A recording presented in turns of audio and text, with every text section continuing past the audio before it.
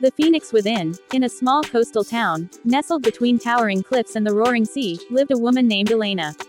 To many, she was an ordinary woman, living an ordinary life, but within her was a fire few could see, a fire of dreams, passions, and untapped potential.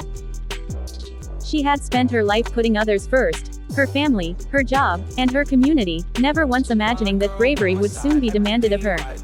At 35, Elena had lost her sense of direction. The weight of responsibilities had slowly dimmed her inner spark. She spent her days working at a local bookstore, her evenings caring for her aging mother, and her nights lying awake, wondering what had become of her own dreams. As a child, she had wanted to travel the world, to write, to live freely. But over the years, life had worn her down. One evening, as she walked along the beach, watching the sunset cast an orange glow over the waves, Elena found herself longing for something she couldn't quite name. She stood at the water's edge, the cold wind biting at her skin, and whispered, "I want to be brave." Little did she know, that single whisper would set her life on an unexpected course.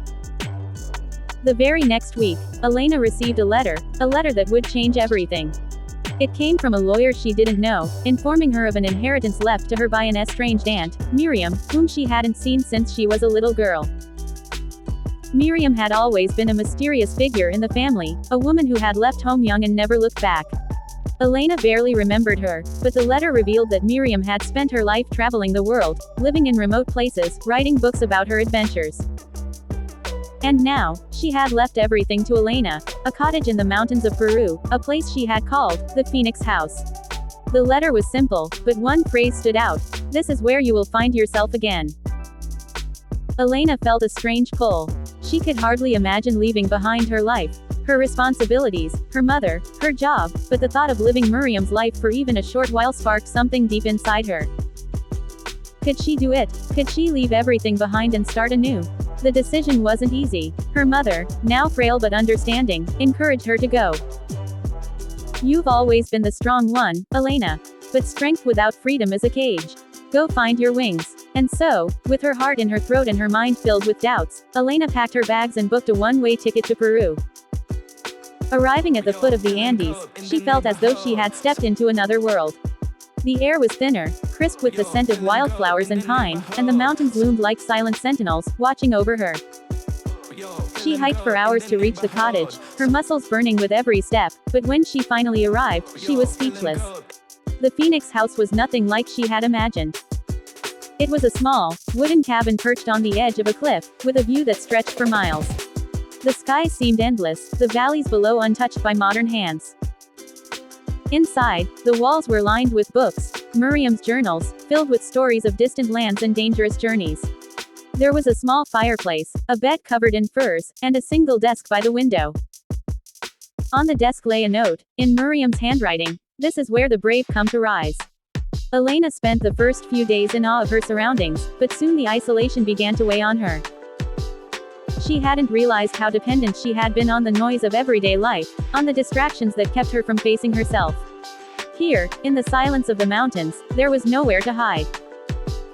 The fears she had buried for years began to surface: the fear of failure, the fear of being alone, the fear that she wasn't enough.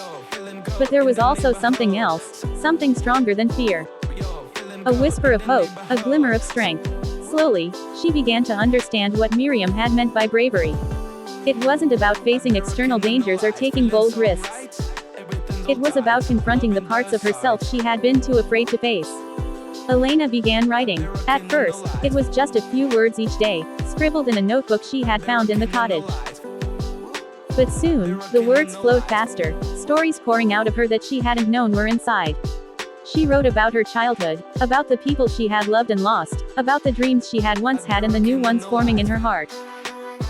She wrote about her fears, too, and as she put them to paper, they began to lose their power over her. As the weeks turned into months, Elena transformed. The woman who had arrived at the Phoenix House, uncertain and afraid, was no more. In her place stood someone stronger, someone who had faced the depths of her own soul and emerged on the other side. She had found a courage she hadn't known existed, the courage to be herself, unapologetically and fully. One day, as she sat by the window, watching the sun dip below the mountains, Elena realized something. She wasn't just writing for herself anymore. She was writing for every woman who had ever felt trapped by life, who had ever been told to put their dreams aside. She was writing for the women who, like her, were searching for their own bravery. Elena published her first book a year later. It was called The Phoenix Within, a story of rebirth, of finding one's true self amidst the ashes of doubt and fear. It resonated with readers around the world, but it wasn't the success that mattered to her. What mattered was that she had finally found her voice. Years passed, and Elena continued to write, continued to travel, and continued to live a life of courage. She never returned to her old life, but she did return to the bookstore one day, a signed copy of her book in hand. Her mother, now older but still as wise as ever, smiled as she saw her daughter walk through the door. "You found your wings," she said, hugging her tight. Elena smiled back, her heart full. "I did.